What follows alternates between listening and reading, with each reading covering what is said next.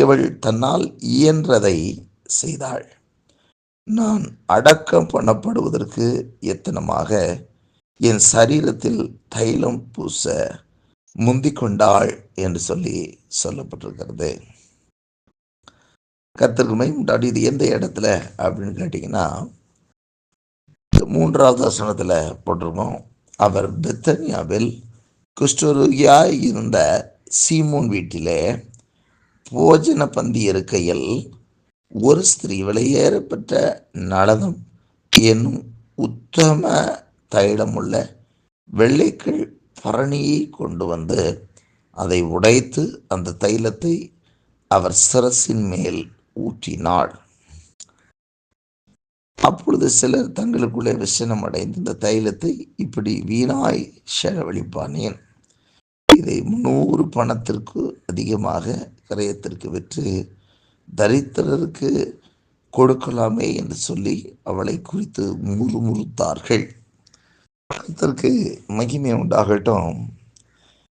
இங்கு வசனம் சொல்லுகிறது, குஷ்டரோகியாக இருந்த பெத்தானியாவுடைய, அதாவது பெத்தானியாவில் இருந்த இந்த சீமோன் வீட்டில் தான் இந்த நடக்கிறது.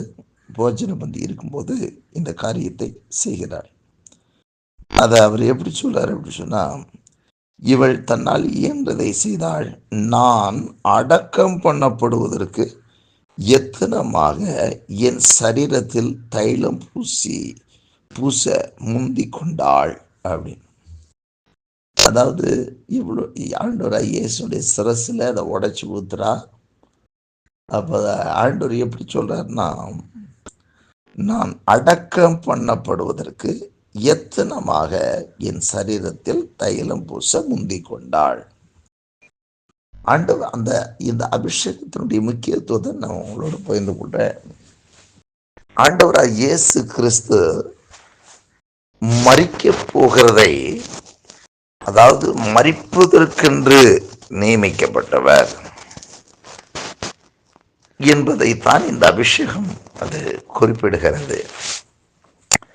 அதாவது தேவன் இயேசுவை எதற்காக நியமித்தாரோ அந்த நியமத்தை அதைத்தான் இங்கே சொல்றாரு. அந்த அபிஷேகத்தில் எப்பயுமே அபிஷேகம்னா இன்னைக்கு நம்ம நினச்சிக்கிறது என்னன்னா, அப்படியே கையை தட்டி அப்படியே குதிச்சுட்டு நம்ம அப்படியே அந்நிய பாஷையில் அந்த பேசிட்டு அது நம்ம நினைக்கிறது. அதாவது what is mean by anointing, அந்த அபிஷேகம்னா என்ன அப்படின்றதே நம்ம என்னால் இப்போ நிறைய பேரால் அது தெரிஞ்சுக்கிறது. ஏன்னா யாரும் அதை சரியா அப்படின்னா என்னன்றதை புரிந்து கொடுக்கல. வசனம் சொல்லு, நீங்கள் கர்த்தரால் பெற்ற அபிஷேகம் சகலவற்றை குறித்து உங்களுக்கு போதிக்கும் அப்படின்னு. அப்போ அந்த அபிஷேகம் என்பது எதற்கு, வாட் இஸ் த பர்பஸ், என்ன காரணத்திற்காக அந்த அபிஷேகம் என்பது நமக்கு கொடுக்கப்பட்டிருக்கிறது முக்கியம். நாம் அபிஷேகிக்கப்பட்டிருக்கிறோம், பரிசுத்த ஆவினாலே கிறிஸ்துவுக்குள் நாம் அபிஷேகம் பண்ணப்பட்டிருக்கிறோம் என்று சொல்லப்பட்டிருக்கிறது. அப்போ இங்கே இயேசு தன் மீது அந்த சிரசில் ஊற்றப்பட்ட அந்த தைலத்தை, அந்த அபிஷேகம் அது தன்னுடைய எதுக்கு அப்படின்றத அந்த 8ஆம் வசனம் சொல்றாரு, நான் அடக்கம் பண்ணப்படுவதற்கு எத்தனமாக. அதாவது அதுக்கு ஒரு நோக்கம் உண்டு. அந்த ஊற்றப்படுகிற அந்த தைலத்தினுடைய நோக்கம் நான் அடக்கம் பண்ணப்படுவதற்கு. அப்படின்னு அர்த்தம் என்ன? யாரை அடக்கம் பண்ணுவாங்க? மரிக்கிறவங்களை தான் அடக்கம் பண்ணுவாங்க. அப்போ தான் மரிக்க போகிறதை குறித்து அதான் சொல்ற, அடக்கம் பண்ணப்படுவதற்கு எத்தனமாக அங்க சொல்றாரு, என் சரீரத்தில் தைலம் பூச முந்திக் கொண்டாள் அப்படின்னு சொல்றாரு. கர்த்தருக்கு மகிமை உண்டாகட்டும். இயேசுவுக்கு தெரியும் எதற்காக இந்த உலகத்துக்குள் அவர் மனிதனாக அவதரித்தார் என்று. ஆகவேதான் அங்கே இயேசு இதுக்கு முன்னாடி ஜெபம் பண்றார். ஜெபம் பண்ணும்போது ஜெபர், என் பாத்திரம், இந்த பாத்திரம் என்னை விட்டு நீங்க கூடுமானால் நீங்கட்டும், ஆனாலும் என் சித்தத்தின்படியே உம்முடைய சித்தத்தின்படியே கடவுது என்பதை அடுத்த நாள் அந்த ஜெபத்தில் நம்ம ஜெபிக்கிறதையெல்லாம் பார்க்கிறோம். தேவ சமூகத்தில் போய் அவர் ஜெபிக்கிறாரு. அதாவது அவர் மரணத்துக்கு ஏதுவான துக்கம் கொள்ளுதல் இதெல்லாம் நடக்குது பாருங்க. அப்போ தான் நியமிக்கப்பட்டது, அவர் சாவாமை உள்ள தேவன். இவருக்கு பேர் சாவாமை உள்ள, இவர் அல்பா, இவர் ஒமேகா, அல்பா ஒமேகா, நான் ஆதியும் அந்தவுமானவர் என்று சொல்லுகிறார். ஆனால் இவர் பாருங்க, அங்க எந்த ஒரு குற்றமும் செய்யலன்னு இவர் சொல்றாரு. பிலாத்து சொல்றாரு, எந்த ஒரு மரணத்துக்கும் அவர் பாத்திரவானா இல்லை, மரணத்துக்கு ஏதுவான குற்றம் ஒன்றும் இவர்கிட்ட இல்லையே. ஏறுவதும் சொல்கிறாரு, எல்லாரும் சொல்கிறாங்க கர்த்தருக்கு மீண்டு. ஆனால் இவர் நியமிக்கப்பட்டதே மரணத்திற்காகத்தான். அப்படின்னா என்ன அப்படின்னு கேட்ட, இந்த அபிஷேகம் அவர் மேலே அதான் சொல்கிறார், அடக்கம் பண்ணப்படுவதற்கு எத்தனமாகத்தான் அந்த எண்ணெய் அவருடைய சிரசிலே ஊற்றப்படுகிறது. அபிஷேகம் எதற்கு மறிக்கிறோம்? வேதத்தில் என்ன பார்க்கிறோம்? பாவத்தின் சம்பளம் மரணம்.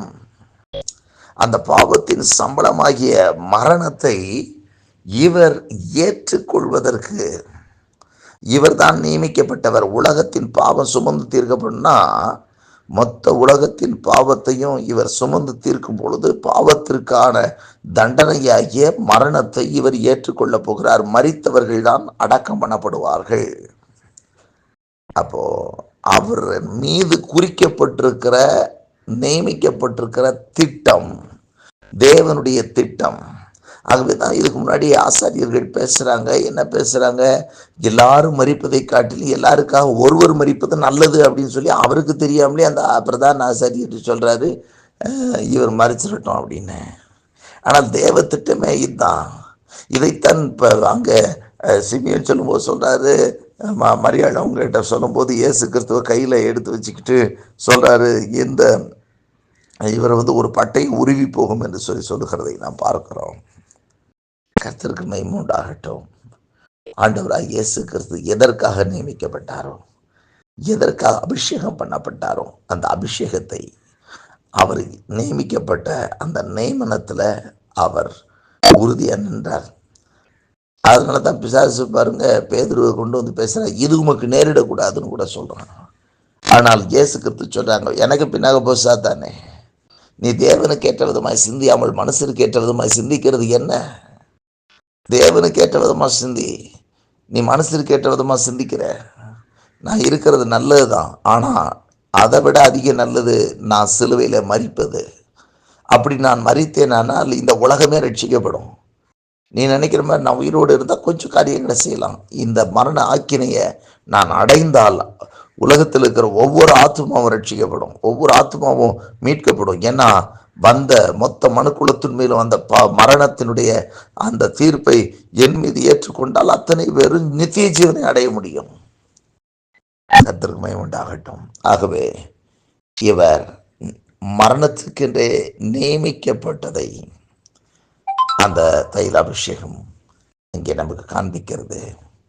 கர்த்தருக்கு மகிமை உண்டாகட்டும். ஆகவே நம்ம மேலே வைக்கப்பட்டிருக்கிற அபிஷேகத்தை, அவர் மேலே வச்ச அபிஷேகம் நமக்காக மரிக்க வேண்டும். உலகத்தின் பாவத்தை சுமந்து தீர்க்கிற தேவாட்டுக்குட்டி. கர்த்தருக்கு மகிமை உண்டாகட்டும். இன்றைக்கும் நமக்கு மேலே ஒரு தீர்மானத்தை ஆண்டவர் வச்சாரு. அது என்ன? நம் ராஜரீக ஆசாரிய கூட்டம் என்று சொல்லி இவர் மீது நம்முடைய பாவங்களை சுமந்து தீர்க்கிற தேவாட்டுக்குட்டியாக இவர் நமக்காக அடக்கம் பண்ணப்படும்படியாக என்று சொல்லப்பட்டிருக்கிறதாகவே அவர் தான் பெற்றிருந்த அபிஷேகத்தின்படி அன்றைக்கு அந்த அபிஷேகம் அந்த எண்ணெய் தலையில் ஊற்றுனது அது அவர் அடக்கம் பண்ணப்படுவதற்கு எத்தனமாக இருப்பதற்கு, நம்முடைய பாவங்களை சுமந்து தீர்ப்பதற்காக. கர்த்தருக்கு மகிமை உண்டாகட்டும். ஆகவே நமக்கு அருளப்பட்டிருக்கிற அபிஷேகத்திலே நாம் நடப்போம். கர்த்தர் நம்மை ஆசீர்வதிப்பார். இயேசு கிறிஸ்து அவர் அந்த தைல அபிஷேகம் நமக்காக மரிப்பதை காண்பிக்கிறது.